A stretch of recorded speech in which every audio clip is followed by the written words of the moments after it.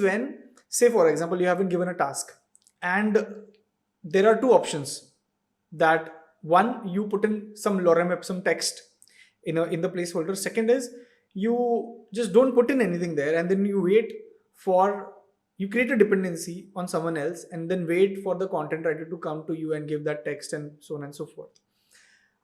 So a good team player would be, he will go on ChatGPT, create a text that he wants and just put in there as a placeholder. That way you have got your work done properly. Even if there is any delay in the team content delivery, that's still fine. You have completed your work. It is a production quality work. So less dependencies. I'll give you another example.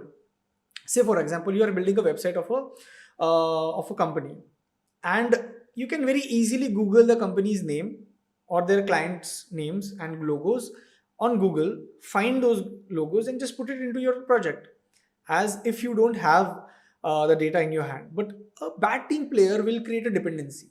Oh, first give me all the logos, then only I'll do this. Because project does not ever go into, very Gantt way. There are going to be gaps, there are going to be, hiccups. And a bad team player is the person who will stall the work. A good team player is the person who will not stall the work and will work for the team. So that is one. Moving. Correct. And I think second thing is being self-learning. Now, how does this distinguishes a bad team player versus a good team player? A bad team player will never ever learn, or maybe they will learn by a very less magnitude. And a good team player will always invest their time, their free time into learning something good from internet. Now what happens is, when there is a new project that comes onboarded, or when there is a new challenge that comes onboarded, and a good team player sees that challenge, he'll be able to figure out a way out or solve that problem, that challenge very easily, because he has read it somewhere else. He have consumed some content here and there. But a bad team player, he has been never learning, what a bad team player thinks is, okay, my work is my learning, but that is there. You have to do additional on the top of that.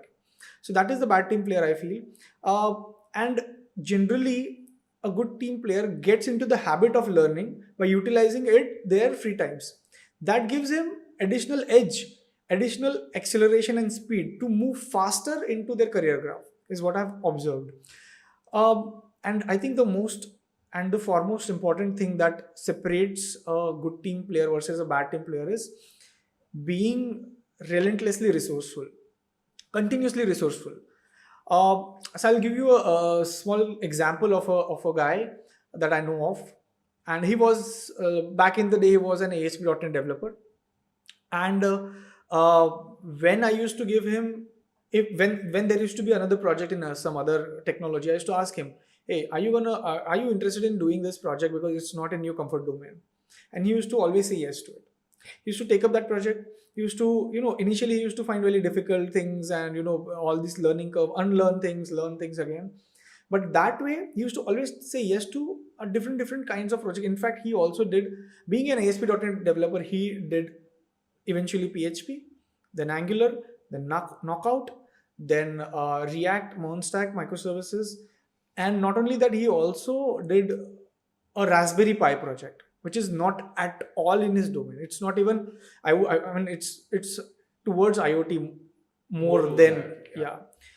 And the result was, he became a good cross-domain expert. And now he is in his epitome of his career right now. So being continuously and relentlessly resourceful is one specialty that I've seen in these good team players. Regarding bad team players, I think there are two major qualities that I have observed, three major qualities, out of which one I think is given by you, which is procrastination. I mean, everybody procrastinates, right? But then there has to be a threshold to the procrastination. There has to be so there has to be always a limit to the procrastination. And the more you procrastinate, the more you go into the bad team player quality. Another two of the qualities that I think is, one is justifying. Yes. justifying is a quality which I feel is a bad player quality, which means if they have done something bad, they will justify it, they'll reason it like, oh, because this, because that, because this, because that. A great team player is like, okay, it's bad, it is bad quality, they own it, right? So that is one quality I feel of a really good versus bad team players. And second quality is complaining. So and it's not related to software development career, I feel it's regarding life. If you are a complaining person, you will attract all the crap of the world. The same way, if you're complaining software developer, you will attract the crap of the crap jobs. But if you are the person who is a non-complaining, who is the go-getter, you'll attract the best of the best jobs. So think in the long term, I feel these are the three topmost soft skills or combination of attitude is what, or mindset you can call it, is something that separates uh, a really good player versus a bad player. What do you think about this? Yes, absolutely. I feel you've defined it very clearly between a good and a bad team player, because it very clearly shows, as we all know, being a team player is a very important thing. But saying that on a resume that I'm a team player and actually being one are two very different things. And actually, we defined it very clearly that if you're there out there to do the bare minimum, we all know you're a bad team player, because you just don't care about growth, or you don't care about what you want to do next in your career, right? And if you're out there and you are the go-getter who actually wants to just take on whatever comes their way and see what happens, and fail at times as well, which is not a bad thing, by the way.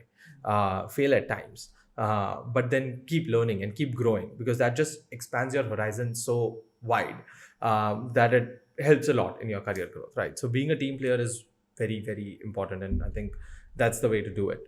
I also think there's one very crucial soft skill for specifically for a software developer, and I think I would like to define that soft skill as thinking ahead. Because what happens with software developers quite a bit of times, that they see a problem, or they see something that they need to build, and they build it, right? But they're not thinking two steps ahead. And what I mean by saying two steps ahead is, for example, if I have a user interface design that I need to write HTML and CSS for, right? And I just looked at the design. I'm like, cool, okay, this is what I'm replicating. I start writing my HTML CSS because I'm really good at HTML CSS, and 5 hours later, I have the output ready to run and show. But it turns out that the actual interactive elements of the UI are supposed to function in a way that the currently written HTML wouldn't support. Now, this could have been very easily avoided by first thinking what the output of this user interface design is going to be. How are the elements going to be interactive?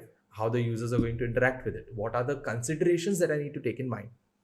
A lot of times, software developers don't do this. They do, but after getting to a certain point in their career, after gaining quite a bit of experience, everyone is doing this, because this is not rocket science. This is not something we are coming up with, right? But as young software engineers who are just coming out in the market trying to get a job, these are very crucial skills that they can learn at this stage and be ahead of the curve already, right? So thinking ahead is one. And then also, I think we talked about it overall, but being a real problem solver rather than just saying I'm a problem solver. Because problem solving is not just looking at a problem and having the solution, but it's actually devising the solution. Let it be a software development problem or problem within the team when you're building a project or anything. It's more about seeing a problem and devising a solution, working out a way to get out of it. That is the approach somebody needs to keep. And I really feel that these young chaps should learn these skills more than just putting it on their resume, and will greatly help them. So yes, I think that is how we can talk about soft skills in the space of software development.